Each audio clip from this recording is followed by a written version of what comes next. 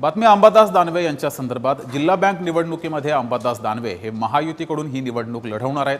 त्यामुळे अनेक प्रश्न हे निर्माण झालेले आहेत।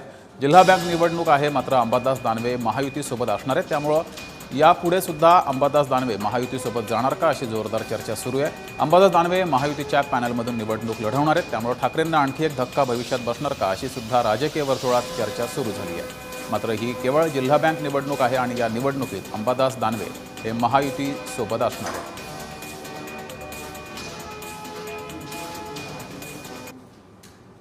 त्याच्यात कोण आहे महाविकास आघाडीचं?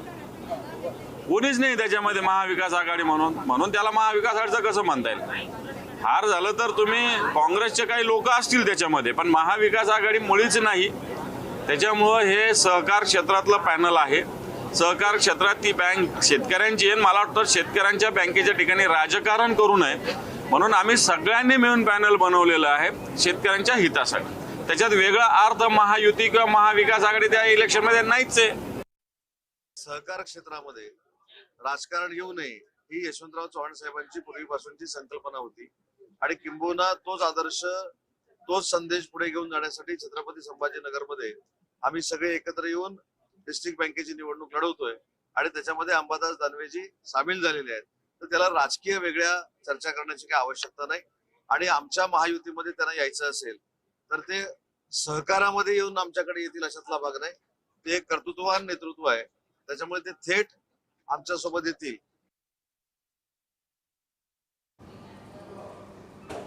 अधिक माहिती घेऊया, आपले प्रतिनिधी विजय चिडे आपल्यासोबत जोडलेले आहेत। विजय, जिल्हा बँक निवडणूक आहे, महायुतीसोबत लढतायत। आता अंबादास दानवे यांनी सुद्धा सांगितलं की शेतकऱ्यांच्या हितासाठी आम्ही हा संपूर्ण एकत्र गट निर्माण केलेला आहे। मात्र गेल्या काही दिवसात ठाकरे गटाला बसणारे धक्के पाहता अंबादास दानवे सुद्धा धक्का देतील का, अशीही चर्चा सुरू झाली आहे। काय नेमकी चर्चा सुरू आहे?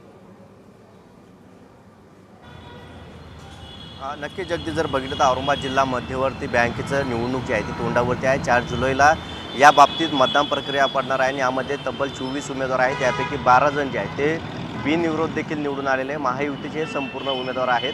मात्र जिल्हा मध्यवर्ती बँकेमध्ये जर बघितलं तर महाविकास आघाडी आणि महायुती दोघांचे पॅनल असताना अंबादास दानवे हे महायुतीच्या बाजूने लढत असल्याचे पाहायला मिळत आहे। महायुतीचे जे उमेदवार आहे विशाल कदम यांनी आता अंबादास दानवे यांच्यासाठी माघार घेतल्याची पाहायला मिळत आहे आणि त्यामुळे आता संपूर्ण चर्चा जी आहे ती सर्वत्र रंगत असल्याची पाहायला मिळतात।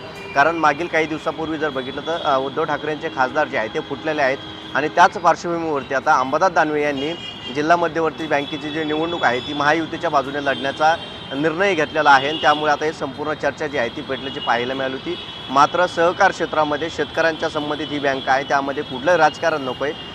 शेतकऱ्यांच्या भल्यांसाठी आणि बँकेचे अध्यक्ष नितीन पाटील यांच्या आग्रहाखातील मी त्या ठिकाणून लढत असल्याची प्रतिक्रिया जी आहे ती अंबादास दानवे यांनी आपल्याला दिल्याची पाहायला मिळाली। मात्र आता याचं संपूर्ण महाराष्ट्रभर जी आहे ती चर्चा पेटल्याची पाहायला मिळाली। अंबादास दानवे देखील आता महायुतीकडे जाणार का, हे सर्वत्र चर्चा जी आहे ती होत असल्याची पाहायला मिळते। मात्र अंबादास दानवे त्यांच्या भूमिकेवरती ठाम आहे। आम्हाला शेतकऱ्यांच्या संदर्भात कुठलंही राजकारण करण्यात नसल्याचं भूमिका त्यांनी घेतलेली आहे। मात्र महाविकास आघाडीचं पॅनल सोडून महायुतीच्या पॅनलमध्ये ते लढत असल्याने संपूर्ण चर्चा रंगलेली आहे। त्यामुळेच ही चर्चा सुरू आहे। विजय, तुम्ही असेच जोडलेले राहा।